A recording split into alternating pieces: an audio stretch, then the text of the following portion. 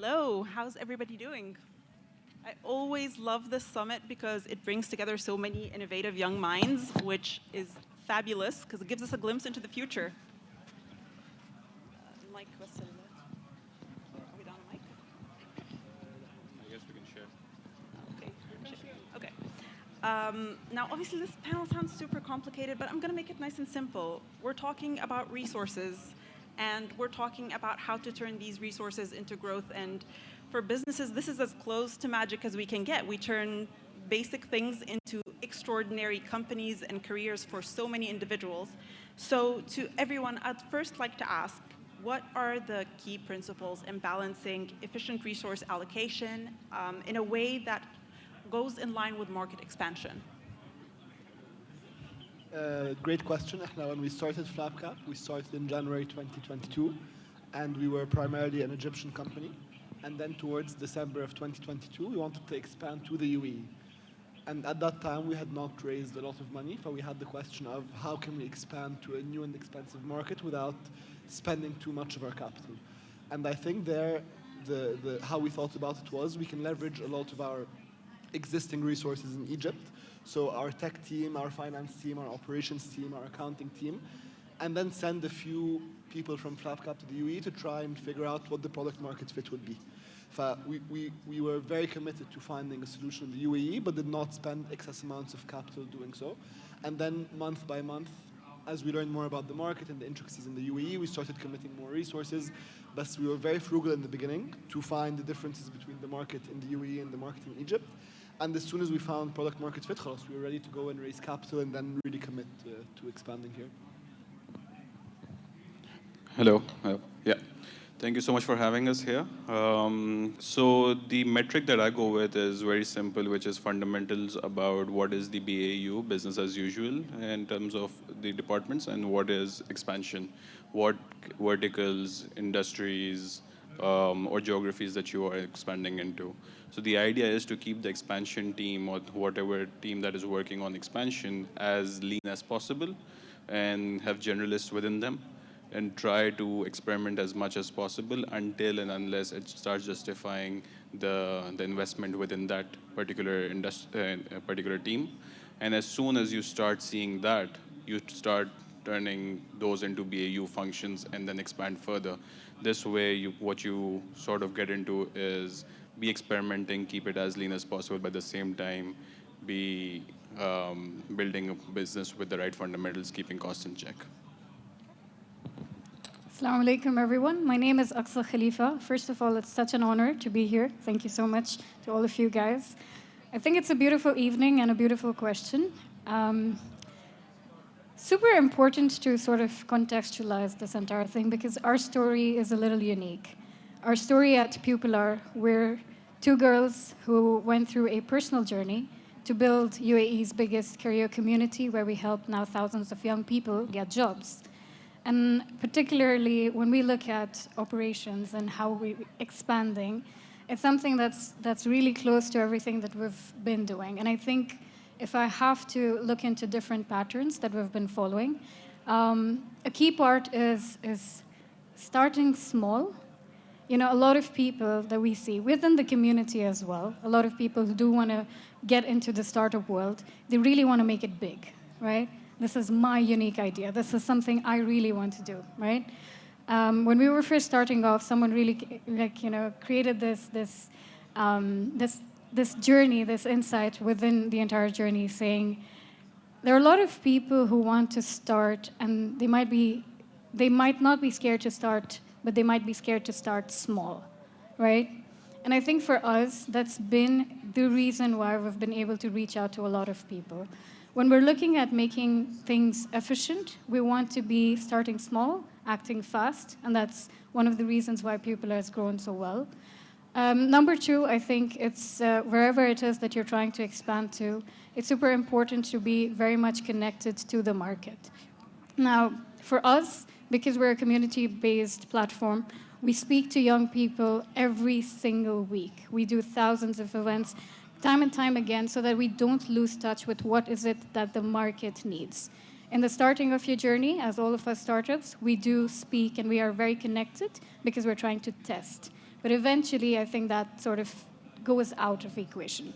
So that would be my 2 cents. Start small, act fast, and just really make sure that you're with the community and market that you're serving all throughout. Thank you. Assalamu alaikum. Sorry, I didn't hear the question. If you can repeat again. Okay, we are talking about how to balance efficient resource allocation with market expansion. Again? Efficient market, we're talking about balancing efficient market resource allocation with market expansion. Okay, how to make a balance between? Between resources and expansion. Okay, you will never have a balance in the business when you start. This is definitely, nobody can make a balance when he starts his journey. At the same time, we're trying our best to focus about what we're doing. At the beginning, as startups born in 2 years, at the beginning, you try to focus about your customer, see what they need and how you fill the gap, and what you can serve them in this way. And the second part is how to build a good product that can scale and be scalable with you to expand to, let's say, other market or other service that you have. This is the question, I think, right? Yes. Now, over to you. What are the ways, because when we talk about resources, we always think money, funds, especially for startups. How can startups use the approach, sort of debt versus equity investors effectively? It's a great question, and so far we've been very lucky to raise around $40 million to date. We've definitely gotten a lot of slaps in the face along the way. I think, first and foremost, it's really important to balance between when to raise equity and when to raise debt. I think, especially in our region, in our part of the world, people tend to focus much more on equity. The downside of equity is you and your other investors are not as protected because you keep getting diluted. So equity you mostly raise to fund operating expenses and losses, but debt you can raise for working capital, to securitize other debt. So for example, at FlapKap, we give money to SMEs. We take on debt, and then we take that debt and lend it to SMEs. By scaling and raising more debt rather than equity, we don't get diluted along the way. Now, the pitch you make to equity and debt investors is very different. The person who's hearing your pitch wants to hear a very different story, right? So the debt investor cares less about your terminal value. They care less about, in 10 years I will be worth $10 billion. They don't care. And at first, when we used to talk to debt investors and tell them, we're growing very fast, they would say, okay, thank you very much, we're not interested. Because the most important thing for debt investors is I will give you $1 million or 10 million or 50 million. I want to get my money back plus my interest. I care less about what your company will be worth. The second thing is, if you go and talk to a debt investor, they usually park the capital they commit to you on the side. So let's say they agree with you, I'll give you $10 million. That $10 million is committed to your company. So they don't want that $10 million to sit idle without accruing interest. So the second most important thing is to show them that A, I will return you your money plus your interest, but B, I will also be able to deploy the money you've committed to me. And then finally, it's nice to have if they think you will grow and be able to use more and more money with them as you go. But again, it's for us, for example, we're a lender, right? We give money to SMEs. So the most important thing we had to convince that provider of was, listen, the SMEs we will give money to will pay us back, and therefore we will be able to pay you back. For equity investors, I think everyone here probably knows this better than I do, but it's just the story, right? What's the problem you're trying to solve? Why will you be successful in solving it? Who's the team who will do this? And I think something we've learned is that it always takes more time than you think, so budget accordingly, and have a good funnel of options because you'll get many more no's than you think. Okay, now we talked about the money side of things. The next biggest resource, I think, comes from the people, the ones who are building the company. How can businesses define a hiring strategy that helps, emerging industries? Because the industry is never stagnant. And how can these hiring strategies also work in brand new areas, in fields that are still sort of nascent and not well developed? Yeah, again, a very wholesome sort of a question, but we've seen it differently work. We've seen it work differently for us. We've seen it work differently for some of our clients as well. So I'll try to paint that picture. What we've seen is that what's extremely important is to understand that what is it that you're looking for. Is it that the skill that you're hiring for, and what stage of the company you're at? If you're an early stage company, you're hiring for passion, you're hiring for the drive and the cause. But if you are at a stable stage where you're looking to decide between skill versus passion, because there are some skills that are extremely transferable, you can teach them super easily. So once you know that, it's important to start diving deeper into understanding what sort of other companies, what sort of other people that you can hire from those comparable companies. But then it's even more important to start looking in-house and see if there is an opening that you can fill with the people which are already with you, because there's no replacement for anyone who is already in the company, understands the culture, understands who you are. So this is where, this is the kind of niche that we are specializing in and trying to solve for as well, which is try to map talent within the company as well as externally for our clients to understand which are the ones that they should hire. And this is a very, very deeper conversation and problem statement that can probably take hours, but I'll try to do this in as less time as possible. There seems to be a delicate balance between experience, skill, and talent. Now, if we say companies need to adopt a skill-based hiring model and prioritize this over traditional experience, what are some of the ways we can change that? So that's, again, that crossroad between where we are today and where do we want to go, right? I think just before I answer your question, it's important to reflect over why skill-based hiring. When we think about traditional hiring practices, what do we think about? We think about CVs, ATS, LinkedIn, and a lot of these platforms.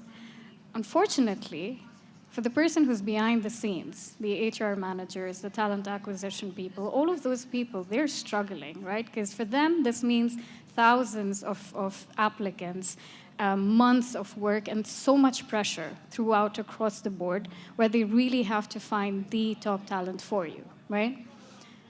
Apart from that, when you look at young people, the young force that's trying to join the industry, they really don't have experience, right? And like you mentioned, it's that paradox of experience, right? They don't have network, they don't have experience, none of that. The way the industry is moving, we really are moving towards crypto, NFT, and a lot of these different future-oriented industries that you don't have education as such for. So what are you showing within the CV, right? So it really comes down to what is this person capable of doing? Because let me ask you this. How many times have you gone up there, seen someone who's capable of doing something and said, hey, you know what, I want you on my team? And every single person over here, every single one of us want the smartest one, right? The way to detect that is skill-based, right? And that's why we've been pushing at Pupilar this whole agenda, this whole program, this whole initiative about how can you reimagine how skill-based hiring works. So the first thing that I would love to give everybody is the fact that just have the awareness and educate, your entire team about the fact that how are you using the tools that are out there that help you, gather as many, talent as possible, but also move into the testing phase as fast as possible. At Pupilar, we do something called challenges. It's been excellent. Like, for example, when COP28 came along, we did this entire program where we converted the expo site into a green skills fair, where 3,000 young people were able to come and showcase their skills to get hired, right? And you need these certain things to be able to get that awareness in. And like I mentioned, I think it is also important for us to look at partnerships with change makers. We're really here to look at what does the market really need and create programs, because we really take pride in creating and designing programs to help industries and young people really have that magic in the middle. That's amazing. And this brings me to another side of the spectrum. Now, the people who are not necessarily on the hunt for a job, but they're looking to start a business, or they already started something and it's still in its early stages, they're at home. How and what are the most effective ways to digitize these home-based businesses for global market access?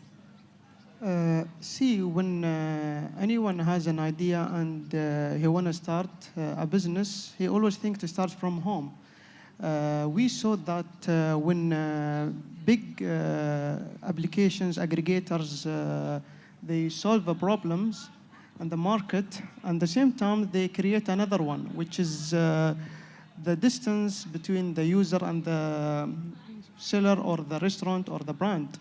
So we saw there is a gap between or for this specific area of businesses who starting cooking and starting selling from home, but they cannot digitalize their business and they can't, let's say, expand or getting users. So when they register to a platform to Talabat and other Deliveroo, they cannot reach to a huge number of customers as they cannot sell only through the area or the zone where they're living. Here, Santra came that we trying to connect the seller or the brand with the customer. Doesn't matter what are the distance between them. We saw that when they start a business, they have 3 challenges facing them, which is the delivery. So they cannot find a delivery company to deliver their orders, for example, from city to city, or distance more than 20 or 50 kilometers. The third one, the second one is the payment solutions. So if you want to pay them, you don't know how to pay them, either cash on delivery or you need to bank transfer to pay them. The third one is there is no platform that I can order a local brand or a home business and I can receive my orders. So here came Santra to solve 3 main challenges. And alhamdulillah, we're trying to help these type of businesses to grow and expand their business.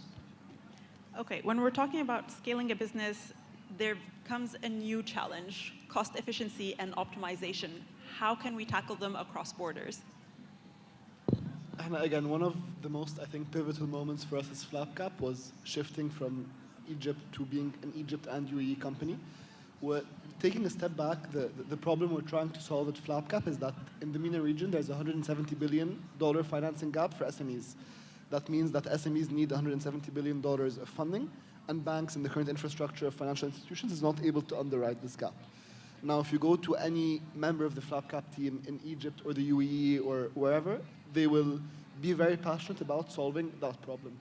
And to answer your question, the main thing we tried to focus on is that while scaling, we did not want to just open a new office and put the FlapKap logo on it, but we wanted to really ingrain the culture and the passion towards the mission with every single person that we hired. Again, we started very frugally from Egypt. We kept traveling to the UAE while trying to keep as much of the cost localized as possible. And then as we started getting traction, figuring out that, okay, the problem we're solving in Egypt is also present here, we started more and more and more being more brave with the money we're spending. I think not just rubber stamping, being a corporate and just copying what you're doing in Egypt and the UAE. No, we're trying to build a unique company here with the same values, with the same people, with the same culture. I think really investing that time in doing so and being frugal at first is really important. I love that. Now, a huge game changer that has entered in the last few years and has affected industry is AI. And more we're seeing businesses rely on it for a lot of things, including hiring. How can we streamline AI recruitment and sort of also support the decisions it's taking by actually having human-based decisions as well? Absolutely. So one thing I want to put out there is that there's no replacement to human decision-making. But obviously, AI can help you do a lot of these things a lot faster, a lot more accurate as much as possible. So this is one thing that we believe in our company, which is what changed the sales departments in the last decades, which means that, remember when there used to be door-to-door sales for everything, and now you have a lot more relationship building in sales, and you have tools like HubSpot, Salesforce that are essentially helping you streamline these operations. We see the same happening within the recruitment industry in the future as well. What we mean by that is that the recruiters will probably come out of those mundane tasks of sifting through CVs, trying to find the keywords, trying to find who's somewhat a match. And all of these things can be automated. All of these things can be AI generated.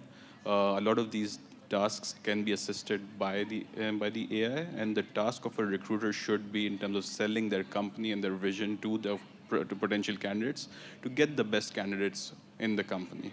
It's a different form of sales, but it is one of the most important sales that you need to make out there. So I believe AI will definitely make things a lot easier, but at the same time make the space a lot more competitive when it comes to getting the right person in.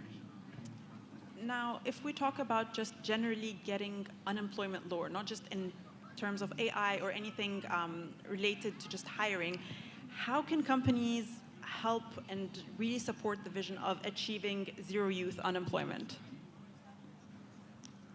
That's my favorite. Zero youth unemployment. I mean, it's the vision that we stand for. It's quite ambitious, and I think it's something that we can't do alone. It's something that everyone within the ecosystem has to come together. I guess the first thing that I'd like to start with is the fact that when you hear the word youth, the first thing that comes to your mind is CSR initiative, right? A lot of times when we go and we speak to a lot of our partners, it always starts there. The very first thing that I really would recommend to all of my fellow entrepreneurs over here, business leaders, industry leaders, is the fact that it's highly important for us to change the mindset that this is not just a CSR initiative, right? It's in fact a business strategy, right? All of us businesses, we want to stay relevant within the market, right? And a big piece of that is hiring young blood. Really making sure that we have as many young people within the system that helps you create that space of innovation more than anything else. Another thing that a lot of companies can do to achieve unemployment, reduce the unemployment rates, is create a culture. And I love what you said, right? Like how you've looked at UAE and Egypt as a market and done it in a different way, but keeping the same values, right? How can you create values that are friendlier towards the young market? Because they don't come with experience, but all of us started somewhere. All of us needed someone, correct? So how can you inculcate that culture within your teams that's towards embracing young blood and making sure that they're having that prosperous sort of a journey, because we needed someone as well. Apart from that, I think the last thing, and I think this is where UAE is playing a brilliant role. We've been fortunate enough to partner with a lot of different events where we have strategic programs that are creative, right? A lot of people are complaining about how Gen Zs, and it's so difficult to hire Gen Zs within the system, right?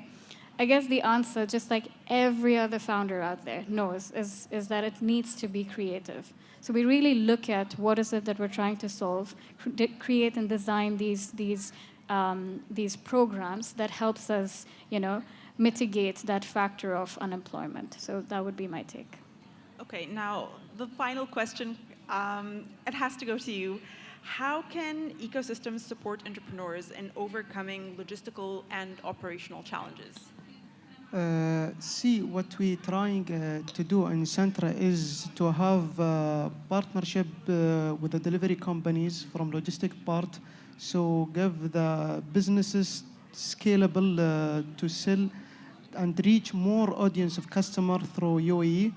And we have, alhamdulillah, a couple of partnerships with the government entities such as Faz'a for discounts, the Ras Al Khaimah government as well, to have a partnership with them to provide access to these seller to these cities markets. And we are even planning to have events to provide these business collaborate with the government entities such as RTA in Dubai and Dubai airport as well.